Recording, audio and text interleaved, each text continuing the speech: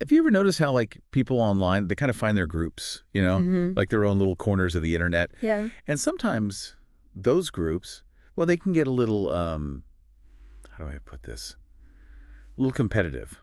Yeah, definitely. Rivalries can pop up pretty easily in those online spaces. Exactly. And that's kind of what we're diving into today. We're looking at this whole situation with the YouTuber Alicia Joe and some other creators, mainly Trayont and, well, his crew, I guess you could say. Right. And the analysis we're using for this deep dive comes from a really interesting breakdown over on the YouTube channel, BeefBreakdown.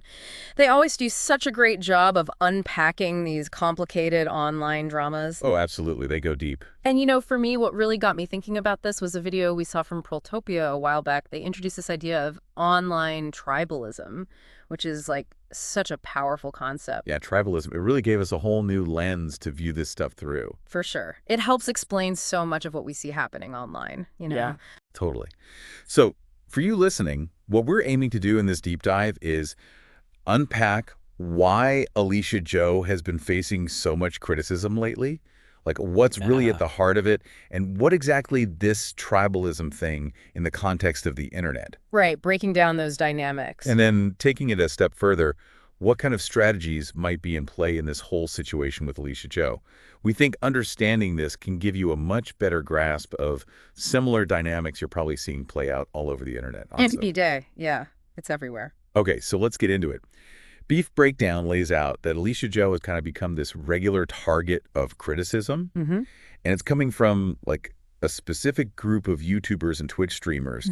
Trayont and his associates are some of the more vocal ones. Yeah, they've definitely been at the forefront of this. And the big question BeefBreakdown poses is, like, why her? Why is she being singled out? Right, out of all the creators out there, what makes her such a focus of their attention? And the theory they put forward is really fascinating. It might not actually be about any specific thing Alicia Joe has said or done, but more about her overall approach to content creation. Or her stance, yeah. They highlight how she's really committed to what they call journalistic independence. Which basically means she's not aligning herself with any one side in the online world. Right. Which, honestly, when you think about it, it makes a weird kind of sense in this context. Think about it. If you're a creator who's already picked a side, who's like firmly in one camp, someone with Alicia Joe's reach, and she's got a pretty big audience. Oh, yeah, she's huge. It would be a huge advantage to have her on your side, wouldn't it? To have her support your perspective? Absolutely. It's like having a major influencer vouching for you, amplifying your message. Huge for building credibility within a certain community. Totally. And if we think about this from, like, the psychology of groups, online communities often thrive on having those shared viewpoints. Yeah. That feeling of everyone being on the same page. Like a united front. Right. So when someone with a big platform deliberately chooses to not join the party, it can be seen as, well, kind of a threat. Yeah, like they're disrupting the established order, the sense of unity within the group. And it also potentially denies them a powerful ally, right? Someone who could significantly boost their reach and influence. Exactly. So it's this combination of ideological frustration and, I think, a bit of strategic disappointment. Makes sense.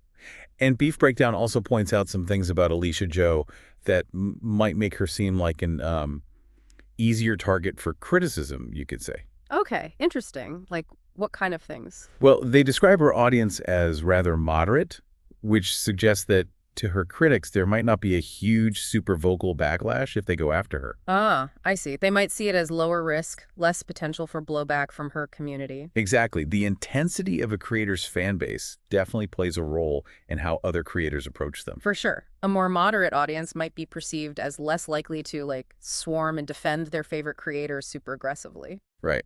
And there is another factor. Alicia Joe tends to not directly address criticism thrown her way. Huh. So, like, she doesn't really engage in those back-and-forth arguments that can sometimes happen online. Nope.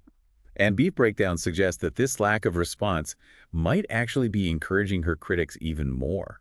It's like, if there aren't immediate, loud D consequences for criticizing her, why would they stop? That's a really good point. And it raises questions about online communication styles in general, doesn't it? Totally.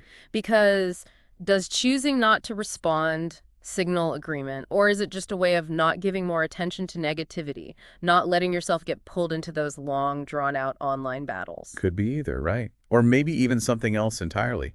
It's interesting to think about. Different creators definitely have very different strategies for dealing with criticism. For sure. And here's where things get really interesting. BeefBreakdown proposes that this criticism of Alicia Joe might be about something bigger than just her, you know? Okay, what do you mean? Like, it could be about setting an example, setting a message to other creators. This is what can happen if you don't pick a side. Oh, wow. Like a cautionary tale for anyone thinking about staying independent. Exactly. And this ties back to that concept of online tribalism that Poltopia talked about. Beef Breakdown explains how on platforms like YouTube and Twitch, you see these distinct communities of creators forming. And those communities are often based around shared interests. Like you've got your gaming communities, your political commentary groups, your lifestyle vloggers. Right. And they all kind of know each other, interact regularly. Their audiences often overlap. Yeah, it's like digital cliques in a way. It is. It's like high school, but online. And as Beef Breakdown emphasizes, one of the key things about this tribalism is that these groups often define themselves in opposition to other groups. It becomes this us versus them thing. Yeah, that's so true. It's like to solidify your own group identity, you need to have a rival, someone to contrast yourself with. Which can be harmless sometimes, but it can also get really nasty, right? Absolutely. This us versus them mentality can breed competition, even hostility between these online factions. It's like they forget they're dealing with real people on the other side. It's easy to dehumanize people online, unfortunately. Yeah. And it's not always a super rigid structure either. Yeah. Beef Breakdown points out that you see temporary alliances form between these groups too, like when there's a specific goal they all agree on. Right, like a common enemy or a shared cause they can rally behind. So it's a dynamic and shifting landscape, these online allegiances. It's really fascinating. It's like watching a political thriller unfold in real time, except it's all playing out on Twitter and YouTube. Okay, so let's bring it back to Alicia Joe. If this whole tribal system is going on online, where does someone like her fit in? You know, someone who's actively trying to stay OT of those dynamics. Why does her independence seem to rub some people the wrong way? Well, I think her independence throws a wrench in the gears of those established online camps. It introduces a level of uncertainty that they're not comfortable with. Unpredictability. Exactly. As Beef Breakdown puts it, the question for those groups becomes, why isn't Alicia Joe picking our side? It makes them question their own position, maybe? Potentially. But also, within a tribal mindset, neutrality can be interpreted as a form of opposition. Like, if you're not with us, you must be against us. That's a dangerous way of thinking. It is.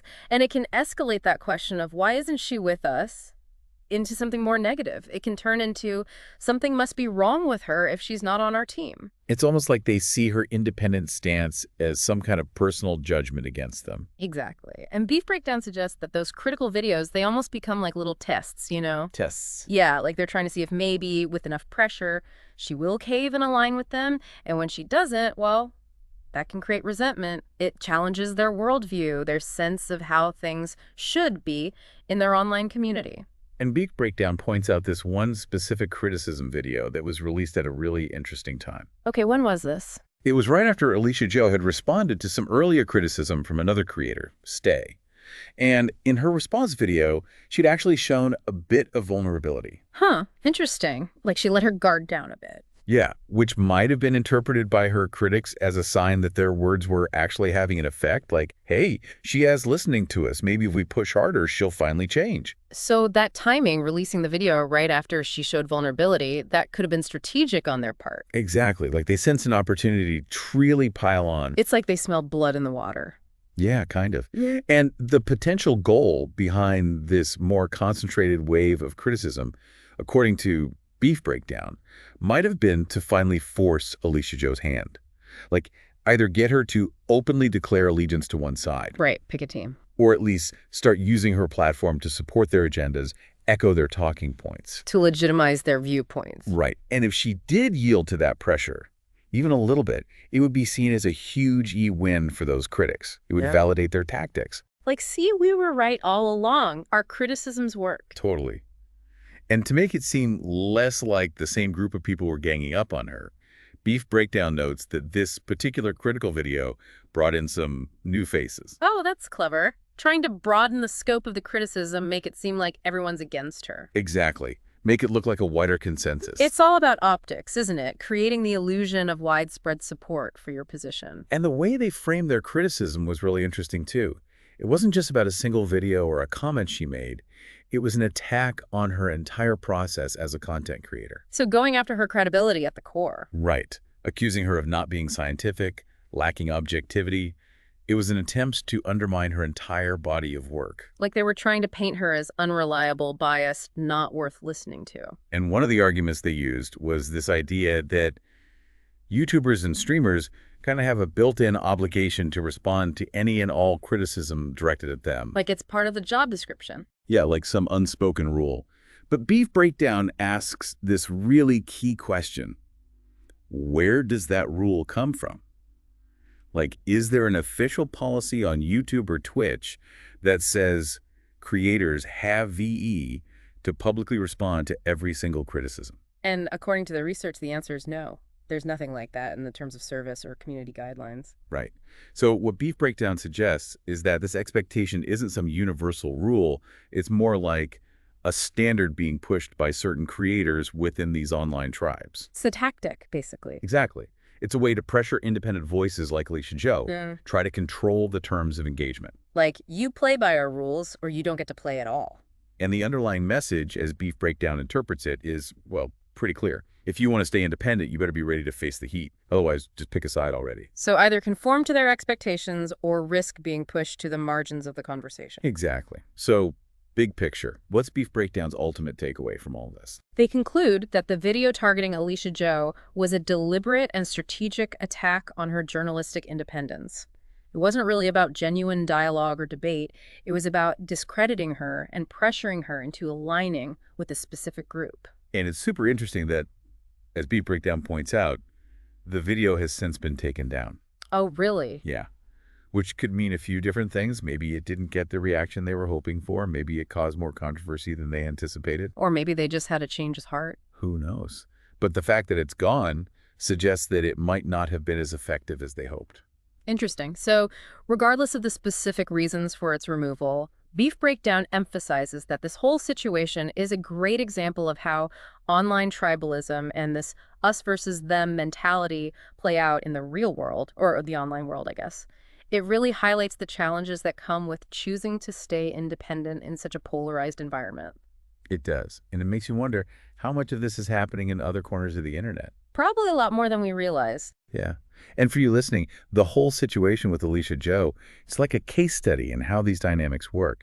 It makes you think, have you ever noticed similar tribal behavior in online communities you're a part of? How much does that need to belong? To be part of a group, how much does that affect how we interact online and even the opinions we form? And the fact that that critical video vanished, that raises even more questions, doesn't it? Does it mean those critics are changing their approach? Did they realize their tactics weren't working? Or is there something else going on entirely? So many possibilities. It's definitely something to think about as you navigate the online world, you know? It makes you really consider the motivations behind the content you're engaging with and the communities you participate in. Absolutely. And who knows, maybe we'll revisit this topic again in the future and see how things have unfolded. I'd be curious to see what happens next, for sure. Until then, thanks for joining us on this deep dive.